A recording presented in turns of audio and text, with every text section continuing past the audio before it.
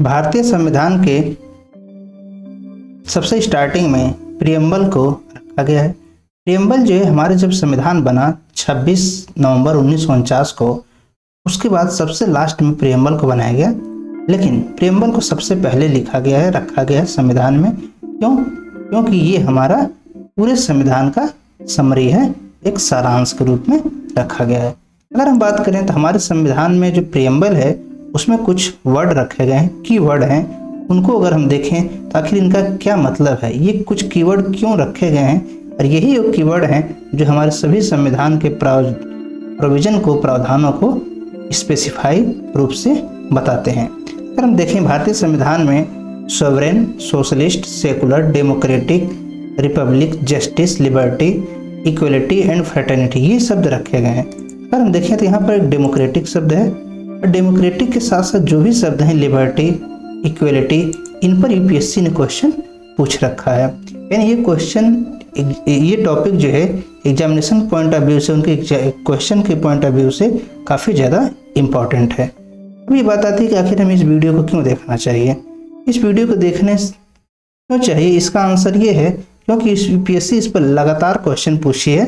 अगर हम देखें तो देखते हैं कि हम 2021 में यूपीएससी ने क्वेश्चन पूछा डेमोक्रेटिक पर, इससे पहले भी 2017 में क्वेश्चन पूछे हैं और 2015 में भी उन्होंने क्वेश्चन पूछे हैं। यानी 6 साल में 3 बार तो उन्होंने डेमोक्रेटिक से ही क्वेश्चन पूछ लिया है। इसलिए ये टॉपिक काफ़ी ज़्यादा इम्पॉर्टेंट हो जाता है हमारे स्टडी के पॉइंट ऑफ व्यू से, जिससे हमें ये जानना चाहिए। और हम देखते हैं कि उनका जो क्वेश्चन है बहुत छोटा क्वेश्चन है। यानी अगर हमारे इस पर कंसेप्चुअल क्लैरिटी नहीं रहेगी तो इसके आंसर को हमारा सही करना हो सकता है संभव ना हो। तो आइए देखते हैं कि डेमोक्रेटिक का मतलब क्या है। अगर हम देखें तो हमारा जो प्रियम्बल है इसका एक कुछ कॉन्सेप्ट है, ये डॉक्ट्रिन ऑफ पॉपुलर सॉवरेनिटी पर डिपेंडेंट है। अगर हम देखें इससे पहले हमने सॉवरेनिटी को एक वीडियो में देख चुके हैं, वो वीडियो अपलोड हो चुका है। सॉवरेनिटी का मतलब क्या होता है कि जो देश है भारत के ऊपर किसी भी विदेशी देश का कोई प्रभुत्व नहीं है, कोई भी किसी तरीके का कोई दबाव नहीं है, कोई प्रभाव नहीं है, कोई अधिकार नहीं है, कोई किसी भी तरीके का कोई भी कंट्री भारत के ऊपर कानूनी बाध्यता नहीं लगा सकता है। यानी भारत पूरी तरीके से इंडिपेंडेंट है, अपने सभी फंक्शन को परफॉर्म करने की इसके पास स्वतंत्रता है, अपना कोई भी कार्य स्वयं कर सकता है। इसे न तो किसी से पूछने की आवश्यकता है और न किसी को बताने की आवश्यकता है।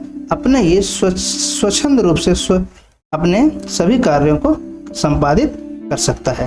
अगर देखें the term democracy derived from the Greek word, जो डेमोक्रेसी है जिससे हमारा डेमोक्रेटिक कॉन्सेप्ट आता है, ये डेमोक्रेसी वर्ड आया कहाँ से है।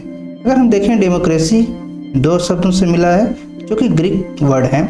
डेमोस मतलब पीपल और क्रेटिया का मतलब रूल होता है, यानी जनता का रूल ऑफ पीपल जो होता है वही डेमोक्रेसी है। लेकिन अगर हम बात करें प्रेजेंट कॉन्टेक्स्ट में, जो हमारे देश में डेमोक्रेटिक सिस्टम है या दुनिया के अलग अलग देशों में डेमोक्रेटिक सिस्टम है, या डेमोक्रेसी इसके साथ साथ एक वर्ड आता है मोबोक्रेसी, जनतंत्र डेमोक्रेसी और भीड़ तंत्र मोबोक्रेसी। क्या जनतंत्र वाकई में जनतंत्र ही है या भीड़ तंत्र बनता चला जा रहा है? एक बहुत इंपॉर्टेंट क्वेश्चन है, क्योंकि आजकल हम देखते हैं इलेक्शन में जो इलेक्शन की मेथड है और उसके बाद इलेक्शन के बाद जो मेंबर ऑफ पार्लियामेंट का या एमएलए एमएलसी के व्यवहार होते हैं, वो जनता से कभी कुछ नहीं पूछते हैं, वो जनता को कुछ बताते भी नहीं हैं। आरटीआई जैसा कानून है तो जनता अब जान सकती है, अदरवाइज जनता को कुछ ज़्यादातर चीज़ें जानने का भी अधिकार नहीं था। जो ये हमारे देश में सिस्टम है कि जनता के लिए तो कह रहे हैं कि जनता के लिए हम काम कर रहे हैं, जनता के लिए पॉलिसी बना रहे हैं, जनता के एस्पिरेशन को फॉलो कर रहे हैं, लेकिन जनता से तो कभी बात ही नहीं होती है। एक्चुअली हम देखें तो जनता के पास सिर्फ वोट देने का अधिकार है, वोट देते ही सारे अधिकार खत्म हो गए। तो इस तरीके से हम देखें तो एक्चुअल में एक मोबोक्रेसी हो गई है। क्यों? यहाँ पर एक भीड़ जिस पार्टी को वोट दे दी वही जो है सरकार बना लिया, उसके बाद किसी से कोई मतलब नहीं है। ये बड़ा ही इम्पोर्टेंट पार्ट है। तो आइए हम देखते हैं कि डेमोक्रेसी होना कैसा चाहिए, भीड़ तंत्र और जनतंत्र। डेमोक्रेटिक रिपब्लिक, इसके एक वर्ड और है रिपब्लिक, इसे भी हम देखेंगे। डेमोक्रेटिक रिपब्लिक का मतलब क्या है? जो कि प्रियम्बल में है। प्रियम्बल में ऐसा कहा गया है कि डेमोक्रेटिक रिपब्लिक का मतलब यह है not only from political stand point but also from A social stand point. In democratic जो प्रियम्बल में रखा गया है इसका मतलब है कि केवल पर्सन को, पीपल्स को, नागरिकों को, सिटीजन को केवल उनको पॉलिटिकल अधिकार नहीं मिलने चाहिए, इसके साथ उनके पास सोशल स्टैंड पॉइंट में सोशल राइट भी मिलने चाहिए, उनके सोशल वेलफेयर के लिए भी काम होने चाहिए, उनके सोशल एस्पेक्ट क्या है, उनके एस्पिरेशन क्या है, उनका डेवलपमेंट किस तरह हो रहा है, उनका प्रोग्रेस किस तरह होना चाहिए, उनके सारे जो है एजुकेशन सिस्टम कैसे होने चाहिए, हेल्थ के प्रोविजन कैसे होने चाहिए, ये सब चीज़ें उन्हें मिलना चाहिए डेमोक्रेसी के आधार पर। रिपब्लिक देखें तो रिपब्लिक क्या है, एक्चुअल में एक देश जो होता है उसका जो स्टेट, हेड ऑफ स्टेट होता है, उसे हम भारत में राष्ट्रपति कहते हैं, प्रेसिडेंट ऑफ इंडिया। लेकिन जिस देश में पार्लियामेंट्री, जैसे भारत में पार्लियामेंट्री सिस्टम ऑफ गवर्नमेंट है तो यहाँ पर जो है राष्ट्रपति महोदय होते हैं। लेकिन जैसे ब्रिटेन, वहाँ पर पार्लियामेंट्री सिस्टम ऑफ गवर्नमेंट तो है लेकिन वहाँ पर जो है रिपब्लिक नहीं है। क्यों? क्योंकि वहाँ पर स्टेट का हेड जो है वो किंग या क्वीन होती है, यानी वहाँ पर राष्ट्रपति का इलेक्शन नहीं होता है और वहाँ पर हेरिडेटरी वंशानुगत आधार पर राजा या रानी का चुनाव होता है। जैसा कि ब्रिटेन में भी एलिजाबेथ सेकंड की मृत्यु के बाद किंग्स चार्ल्स थर्ड जो है राजा बना है। यहाँ पर हम देख रहे हैं कि भारत जो है डेमोक्रेटिक रिपब्लिक है, जबकि ब्रिटेन जो है केवल डेमोक्रेटिक वो मोनार्कियल डेमोक्रेटिक है, जबकि भारत डेमोक्रेटिक रिपब्लिक है। अगर हम देखें तो हमारे जो कॉन्स्टिट्यूशन है, प्रियम्बल है, क्या कहता है, it is envisages not only the democratic form of government but also a democratic society infused with the spirit of justice, equality and fraternity. यानी हमें केवल पॉलिटिकल राइट नहीं मिलना चाहिए, साथ साथ हमको जस्टिस, इक्वलिटी और फ्रेटर्निटी, ये जो वर्ड रखे गए हैं इनके आधार पर हमें हमारे समाज में सभी को एक न्यायपूर्ण व्यवस्था होनी चाहिए, सभी को समानता का अधिकार मिलना चाहिए और भ्रातृत्व की भावना, बंधुत्व की भावना हमारे समाज में ब्रदरहुड की भावना विकसित हो, इसका भी प्रयास सरकार को करना होगा और इसके लिए सरकार ही पहल करेगी, फिर जनता उसको इम्प्लीमेंट करेगी, उसी अनुसार काम करेगी। अगर हम देखें तो डेमोक्रेसी जो है टू टाइप्स होती है, दो तरीके की डेमोक्रेसी माने गए हैं, पहला डायरेक्ट डेमोक्रेसी और दूसरा इनडायरेक्ट डेमोक्रेसी। डायरेक्ट डेमोक्रेसी की बात करें तो ये एक्चुअल में भारत जैसे बड़े देश में संभव नहीं है, ये स्विट्जरलैंड में एक्चुअल हम देखते हैं तो स्विट्जरलैंड में ही देखने को मिलता है, अदरवाइज अन्य किसी कंट्री में नहीं मिलता है।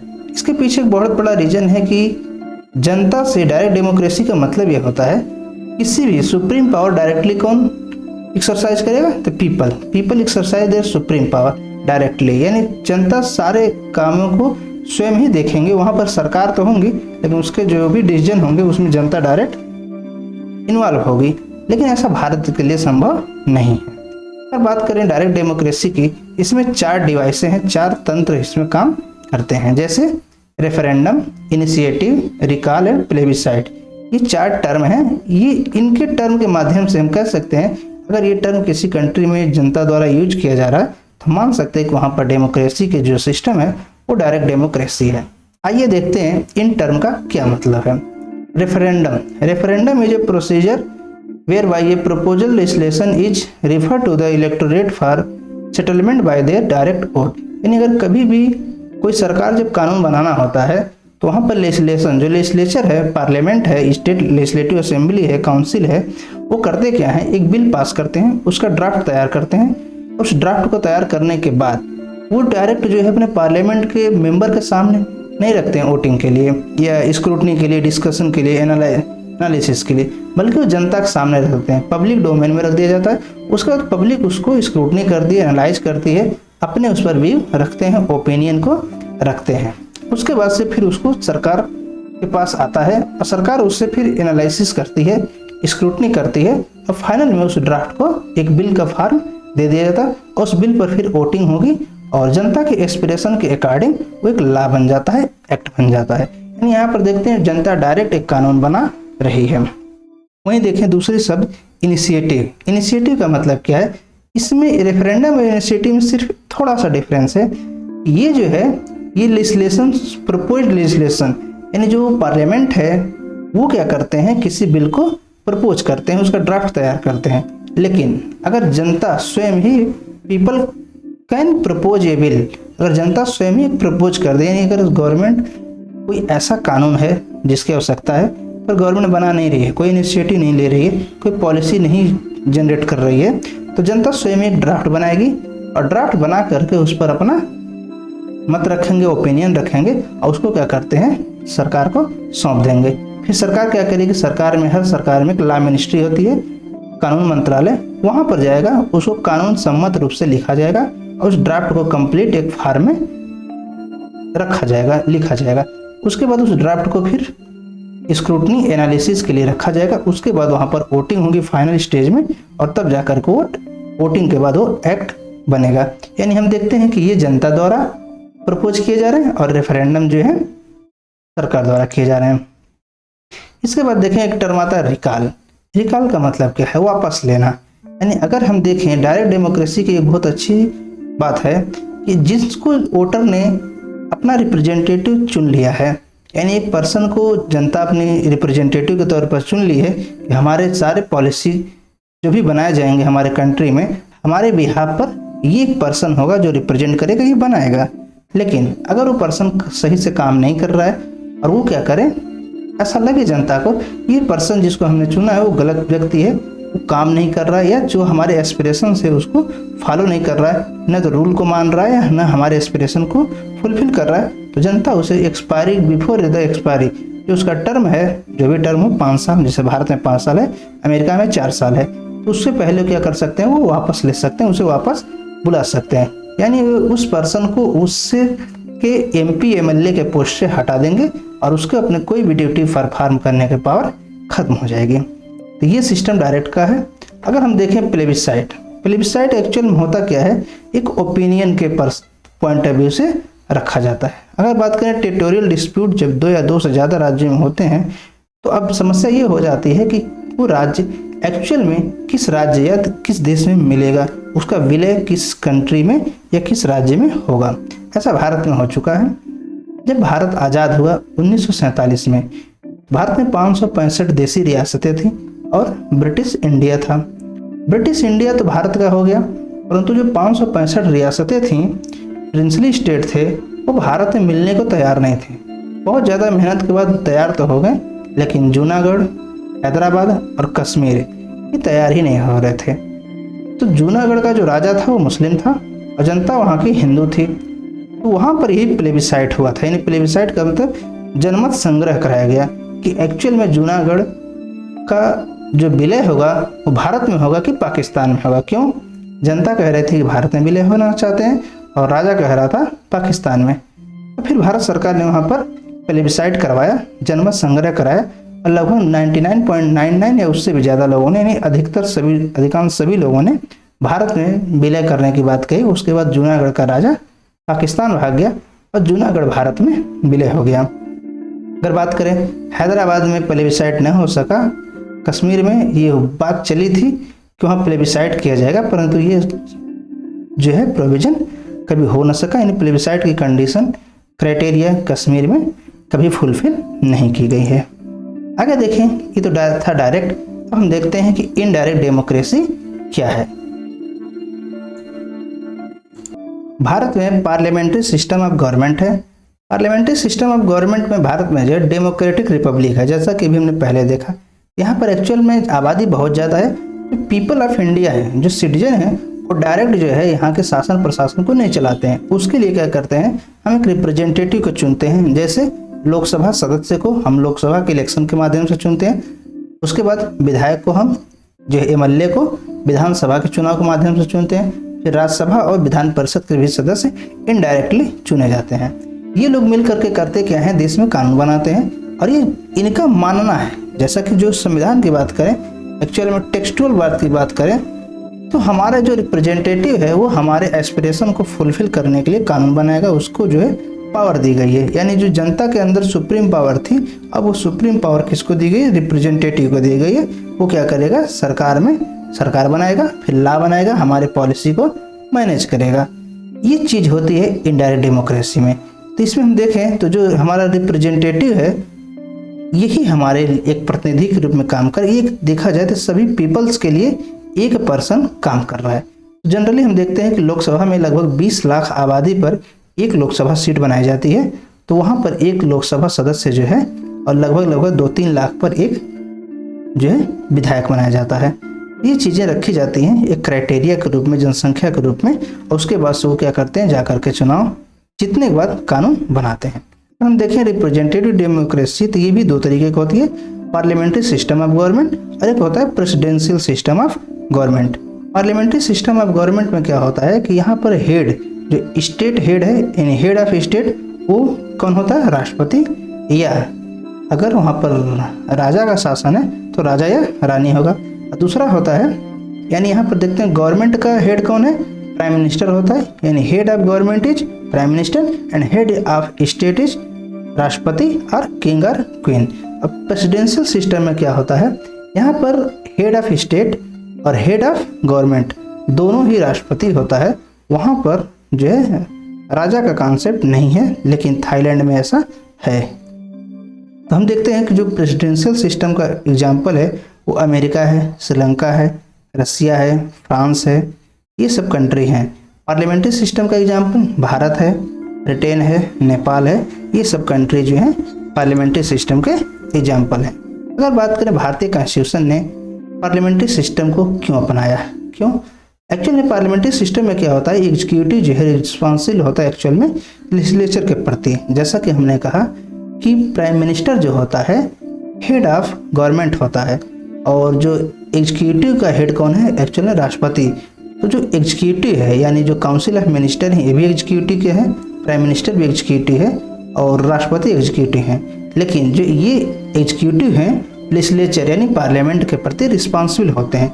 ये सिस्टम प्रेसिडेंशियल सिस्टम में नहीं होता है, यानी वहाँ पर राष्ट्रपति जो होता है वहाँ पर लोकसभा या विधानसभा यानी पार्लियामेंट के प्रति रिस्पॉन्सिबल नहीं होता है। इसलिए हमने इस सिस्टम को अपनाया कि हम पार्लियामेंट्री सिस्टम ऑफ गवर्नमेंट को फॉलो करेंगे, क्योंकि यहाँ पर एग्जीक्यूटिव रिस्पॉन्सिबल होता है लेजिस्लेचर के प्रति। वो जो भी पॉलिसी बनाएंगे, जो भी उनका एक्शन होगा वो एग्जीक्यूटिव ही रिस्पॉन्सिबल होगा। अगर हम बात करें तो हमारे जो कॉन्स्टिट्यूशन है उसमें यूनिवर्सल एडल्ट फ्रेंचाइज, सबको जो है 18 साल जिसकी उम्र हो जाएगी उस सभी व्यक्ति को वोट डालने का अधिकार है। उससे सिर्फ एक ही चीज़ पूछा जाएगा कि क्या वह भारत का नागरिक है।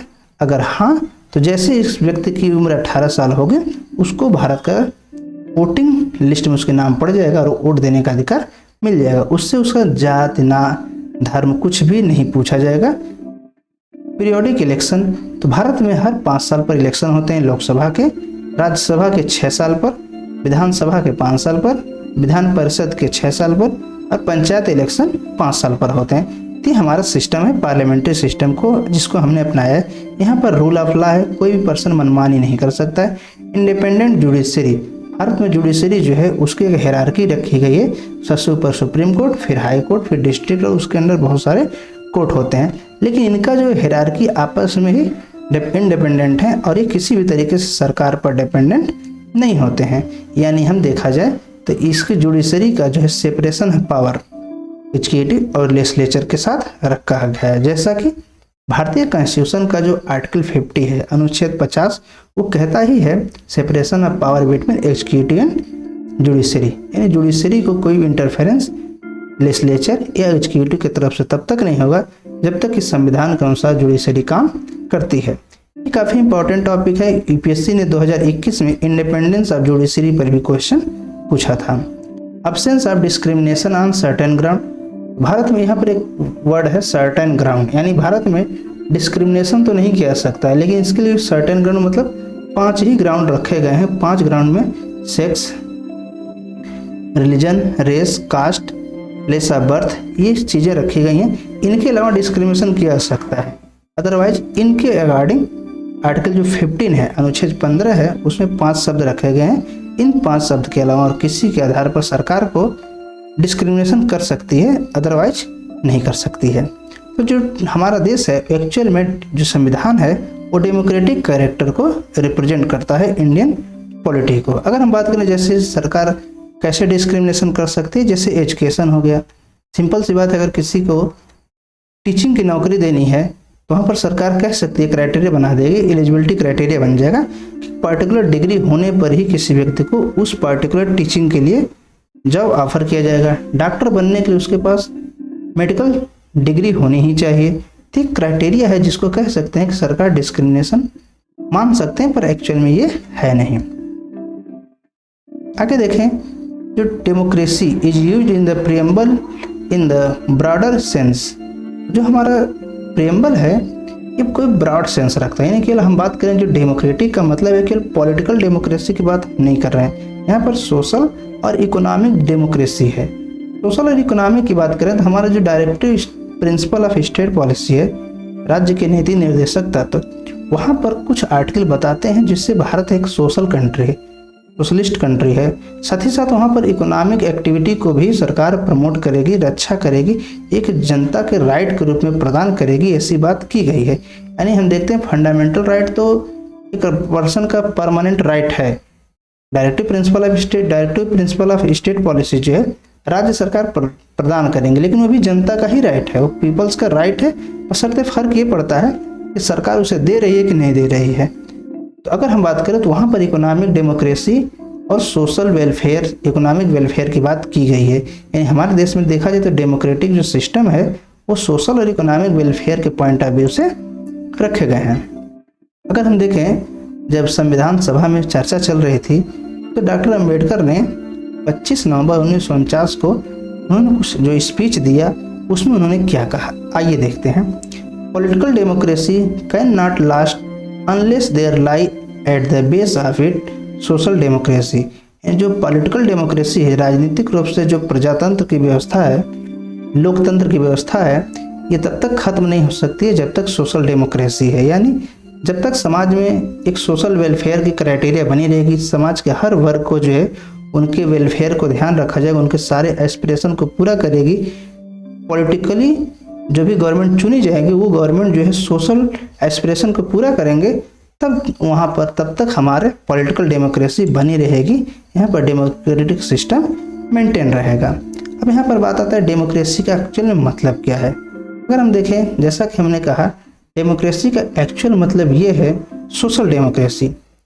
डेमोक्रेसी का मतलब अगर हम देखें तो एक थोड़ा सा इसका नैरो इंटरप्रिटेशन और ब्रॉड इंटरप्रिटेशन, दो चीज़ें हमें देखने को मिलती है। नैरो का मतलब है कि किसी भी पॉइंट पर अगर जो है वोटिंग कराई जाए और जिस पर मेजॉरिटी हो जाए वही सही माना जाएगा, ये डेमोक्रेसी है। परंतु अगर हम उसके सारे एस्पेक्ट को न देखें तो ये एक्चुअल में डेमोक्रेसी न होकर के मोबोक्रेसी हो जाएगी, भीड़ तंत्र हो जाएगी। डेमोक्रेसी का मतलब है हर उस पर्सन का, हर नागरिक का, हर सिटीजन के व्यू उसमें झलकना चाहिए। जैसे इससे बहुत अच्छा एग्जाम्पल हम देख सकते हैं। रिसेंट टाइम में भारत में 2020 में 3 कृषि कानून पास किए गए। सरकार के पास मेजोरिटी थी, सरकार ने बिल पास करवा लिए, विशेष डिस्कशन भी नहीं हुआ, किसी किसानों से पूछा भी नहीं गया। एक तरीके से देखा जाए तो ये एक्सपर्ट कमेटी भी नहीं बनाई गई। एक तरीके से देखा जाए तो ये मोबोक्रेसी था, भीड़ तंत्र। सरकार के पास मेजोरिटी थी, सरकार ने बिल पास करवा दिया, प्रेसिडेंट के सामने प्रस्तुत हो गया, प्रेसिडेंट ने साइन कर दिया और सरकार ने बिना किसी सोच विचार के तुरंत उसे एक्टिव भी कर दिया। लेकिन बाद में इतना विरोध हुआ, 1 साल तक देश में लाखों करोड़ रुपये सरकार विरोध को दबाने में सिर्फ खर्च कर दिया। फाइनली क्या हुआ, सरकार ने उसे वापस ले लिया। तो ये क्या है, ये मोबोक्रेसी था। एक्चुअल में जो लॉ पास किया गया था वो मोबोक्रेसी का एग्जाम्पल था कि सरकार पास मेजोरिटी है और बिल पास हो गया। लेकिन एक्चुअल डेमोक्रेसी अगर रहे तो वहाँ पर एक एक्सपर्ट कमेटी बैठानी चाहिए, जनता के एस्पिरेशन को देखना चाहिए, क्या उसे लोग सच में एक्सेप्ट करने के लिए तैयार हैं या नहीं। तो डेमोक्रेसी का मतलब, सोशल डेमोक्रेसी का मतलब यही है, it means a way of life which recognize liberty, equality and fraternity. तो जनता की जो लिबर्टी है, इक्वलिटी और फ्रेटर्निटी को रिकॉग्निशन मिलना चाहिए। जैसा कि कृषि कानून था, उसमें जनता के, किसानों को ये लिबर्टी थी ही नहीं कि वो अपना पॉइंट रख सकें, या कोई एक्सपर्ट कमेटी को कोई राइट दिए ही नहीं गए। यानी जनता, किस राज्य के जनता के लिए वो कानून हो सकता है कि जैसे उस कानून की बात की जाए, पहले दूसरे कानून तो ठीक थे, प्रॉब्लम तीसरे कानून में था। तो कुछ लोगों के लिए तीसरा कानून सही रहेगा, कुछ लोगों के लिए तीसरा कानून गलत हो जाएगा। तो वहाँ इक्वलिटी का कंडीशन नहीं बैठ रहा था, तो फ्रेटर्निटी सिंपली नहीं मिलेगी। The principle of liberty, equality and fraternity are not to be treated as separate item in trinity. ये भी कहा गया है कि अगर हम देखें तो इक्वलिटी, लिबर्टी और फ्रेटर्निटी को अलग अलग नहीं देखना चाहिए। जैसे अगर लिबर्टी नहीं है इक्वलिटी या फ्रेटर्निटी है तो समस्या क्रिएट करेगा। जैसे अगर हम बात करें union of trinity in the sense of to divorce one from the other is to defeat the very purpose of democracy. अगर इन तीनों में से एक शब्द को हम हटा दें तो एक्चुअल में जो डेमोक्रेसी का रियल पर्पज है वो डिस्ट्रॉय हो जाएगा। जैसा अगर हम देखें liberty can't be diverse from equality. अगर हम कहें किसी व्यक्ति के पास जो है लिबर्टी रहेगी इक्वलिटी नहीं रहेगी, या इक्वलिटी रहेगी लिबर्टी नहीं रहेगी, और अगर इनमें से कोई भी नहीं है तो फ्रेटर्निटी का ऑप्शन ही नहीं बनता है। जैसे कि इसका एग्जाम्पल हम देखते हैं, without equality liberty would produce a supremacy of few over the many, equality without liberty would kill individual initiative. ये बहुत अच्छा इसका एग्जाम्पल है नॉर्थ कोरिया। उत्तर कोरिया में देखा जाए वहाँ पर यही स्थिति है, वहाँ पर विदाउट इक्वलिटी विदाउट लिबर्टी, वहाँ पर जो है इक्वलिटी विदाउट लिबर्टी ही हमको देखने को मिलता है उत्तर कोरिया में, नॉर्थ कोरिया में। वहाँ एक उत्तर कोरिया एक सोशलिस्ट कंट्री है। तो सोशलिस्ट कंट्री में होता यह क्या है, वहाँ पर हर व्यक्ति को इक्वल माना जाता है, लेकिन उनको पर्सनल लिबर्टी होती है, इंडिविजुअल इनिशिएटिव ले ही नहीं सकते हैं। उनके पास एक्चुअल में देखा जाए लिबर्टी होती ही नहीं है। चाइना, रसिया, ये सभी सोशलिस्ट कंट्री, लेकिन यहाँ पर थोड़ा है, चाइना में बहुत कम है और उत्तर कोरिया में तो बिल्कुल ही नहीं है। वहाँ पर सरकार जो चाहेगी उस सबको बराबर रूप से बांट देगी, सबको बराबर रूप से मिलेगा, लेकिन वहाँ पर इंडिविजुअल कुछ कर ही नहीं सकता है। यानी अगर लिबर्टी है, इक्वलिटी नहीं है, तो सच में देखा जाए तो डेमोक्रेसी नहीं है। इसका हम देख सकते हैं कि उत्तर कोरिया में एक्चुअल में डेमोक्रेसी नहीं है। किम जोंग उन जो चाहता है वही होता है, जनता जो चाहती है वो नहीं होता है। जनता को चाहने का भी अधिकार नहीं है। इस रेफरेंस में देखा जाए तो सुप्रीम कोर्ट ने 1997 में अपना एक व्यू रखा था। ओपिनियन क्या है देखते हैं। The constitution envision to establish an egalitarian social order rendering to every citizen social, economic and political justice in a social and economic democracy of the Bharat Republic. तो कॉन्स्टिट्यूशन ने जो अपना विजन रखा है, अपना एस्पेक्ट को रखा है कि हमारा देश इगैलिटेरियन सोशल ऑर्डर होगा, यानी सभी व्यक्ति को समानता, एक समता का अधिकार मिलेगा। सभी जो है सोशल ऑर्डर जो होंगे वो समता के सामाजिक स्तर पर दिए जाएंगे। सभी सिटीजन के लिए सोशल, इकोनॉमिक और पॉलिटिकल जस्टिस सबको मिलना चाहिए। यही भारत रिपब्लिक को रिप्रेजेंट करता है। तो अगर हम देखें सारांश रूप में इन एसेंस, तो पार्लियामेंट्री डेमोक्रेसी क्या होता है एक्चुअल में, इसमें 3 एस्पेक्ट अगर हमको दिखते हैं किसी भी कंट्री में, अगर 3 एस्पेक्ट उस कंट्री में दिखते हैं तो हम कहेंगे कि वहाँ पर पार्लियामेंट्री डेमोक्रेसी है। पहला, रिप्रेजेंटेशन ऑफ पीपल, अगर जनता का प्रतिनिधित्व सही रूप में है जैसे भारत में हो, लेकिन भारत में भी अब थोड़ी सी स्थिति डावाडोल हो रही है। चाइना में बहुत कम है, उत्तर कोरिया में बिल्कुल नहीं है। रिस्पॉन्सिबल गवर्नमेंट को रिस्पॉन्सिबल होना चाहिए। गवर्नमेंट जो है एक ऑटोक्रेटिक नहीं होनी चाहिए, या डिक्टेटरशिप ऑफ जो डेमोक्रेसी नहीं होनी चाहिए। और accountability of the council of minister to the legislature, जो काउंसिल ऑफ मिनिस्टर एक्चुअल में लेजिस्लेचर के प्रति रिस्पॉन्सिबल होना चाहिए। ऐसा ना हो कि लेजिस्लेचर इतना कमज़ोर हो वो कभी क्वेश्चन ही नहीं पूछ सके, बल्कि वो खुद एग्जीक्यूटिव का मुंह ताक रहा हो। तो ये सिस्टम जो है हमारे पार्लियामेंट्री डेमोक्रेसी को डिस्ट्रॉय करेगा। अगर ये 3 कंडीशन देखने को मिलती हैं तो हम कह सकते हैं कि वहाँ पर पार्लियामेंट्री डेमोक्रेसी एग्जिस्ट करती है। अब हमने देखा ये डेमोक्रेटिक सिस्टम था। आइए अब देखते हैं कि जो यूपीएससी ने क्वेश्चन पूछा है उसका आंसर क्या है। तो यूपीएससी ने जो क्वेश्चन पूछे हैं 2021 में, what was the exact constitutional status of India on 26 जनवरी 1950। 1950 26 जनवरी 1950 को जो है कॉन्स्टिट्यूशनल स्टेटस भारत का क्या था। तो देखें, democratic Republic, sovereign democratic Republic, sovereign secular democratic Republic, sovereign socialist secular democratic Republic. हम जानते हैं कि जो सेकुलर है और सोशलिस्ट शब्द है ये 42वें 42nd अमेंडमेंट एक्ट के माध्यम से इंट्रोड्यूस किए गए 1976 में। तो 1976 में ये Bharat sovereign socialist secular democratic Republic है। लेकिन बात की हो रही है 26 जनवरी 1950 की, हमारा देश सोवरेन डेमोक्रेटिक रिपब्लिक है। तो ऑप्शन बी सही है। 2017 में क्या क्वेश्चन पूछते हैं, local self government can be best explained as an exercise in federalism, democratic decentralisation, administrative delegation, direct democracy. तो लोकल सेल्फ गवर्नमेंट का कॉन्सेप्ट एक्चुअल में है ही क्या? Decentralisation of power. जो शक्ति का है, शक्तियों का विकेंद्रीकरण के आधार पर ही लोकल सेल्फ गवर्नमेंट का इस्टेब्लिशमेंट किया गया है।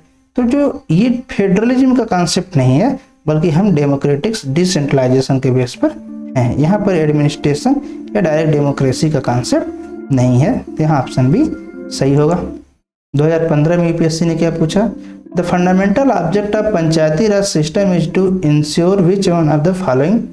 पीपल्स पार्टिसिपेशन इन डेवलपमेंट, सही है। Political accountability, democratic decentralisation, financial mobilisation. हम देखते हैं इन्होंने पूछा है डेमोक्रेटिक डिसेंट्रलाइजेशन 2015 में, 2017 में फिर कह रहे हैं डेमोक्रेटिक डिसेंट्रलाइजेशन, और यहाँ पर भी लोकल सेल्फ गवर्नमेंट है और यहाँ पर जो है पंचायती राज है, दोनों एक ही होता है। यानी हम कह सकते हैं यूपीएससी क्वेश्चन को रिपीट भी कर सकती है अगर उसे लगे कि काफ़ी ज़्यादा इंपॉर्टेंट कॉन्सेप्ट है। हम देखते हैं कि पॉलिटिकल अकाउंटेबिलिटी तो भारत में नहीं है। क्यों? क्योंकि भारत में मिनिस्टर किसी भी एक्ट के लिए रिस्पॉन्सिबल नहीं होते हैं। किसी जब पॉलिसी बनती है वहाँ पर सेक्रेटरी जो मिनिस्ट्री होती है, मंत्रालयों के जो सेक्रेटरी होते हैं वो साइन करते हैं, मिनिस्टर साइन नहीं करता है। इसलिए मिनिस्टर की कोई अकाउंटेबिलिटी नहीं होती। पॉलिटिकल अकाउंटेबिलिटी भारत में किसी मिनिस्टर की, प्राइम मिनिस्टर की, सीएम की, पीएम की नहीं है। हम देखते हैं ऑप्शन भी गलत है, तो ऑप्शन बी 1, ए, बी, डी तीनों में है। इस तरह हम देखते हैं ऑप्शन सी हमारा सही हो गया, क्योंकि फाइनेंशियल मोबिलाइजेशन की बात पंचायती राज सिस्टम में नहीं की गई है और न ही पॉलिटिकल अकाउंटेबिलिटी है। तो पीपल्स पार्टिसिपेशन इन डेवलपमेंट और डेमोक्रेटिक डिसेंट्रलाइजेशन, ये दो कॉन्सेप्ट हमारे पंचायती राज सिस्टम पर इसी पर बेस्ड है। तो ऑप्शन सी हमारा सही ऑप्शन होगा। तो ये था डेमोक्रेटिक सिस्टम। आगे हम देखेंगे जो कीवर्ड है वो रिपब्लिक। तो नेक्स्ट वीडियो हम देखेंगे रिपब्लिक सिस्टम, जो भारत में रिपब्लिक कॉन्सेप्ट रखा गया है प्रियम्बल में, उसका एक्चुअल मतलब क्या है। यूपीएससी के लिए भी काफ़ी इंपॉर्टेंट है, क्योंकि यूपीएससी इन वर्ड पर ही क्वेश्चन पूछ रही है। जैसा कि अभी हमने देखा कि 6 सालों में 3 बार उन्होंने क्वेश्चन पूछ लिया। तो थैंक यू वीडियो देखने के लिए, और अगर आप चैनल पर नए हैं तो चैनल को सब्सक्राइब जरूर करें। जय हिंद।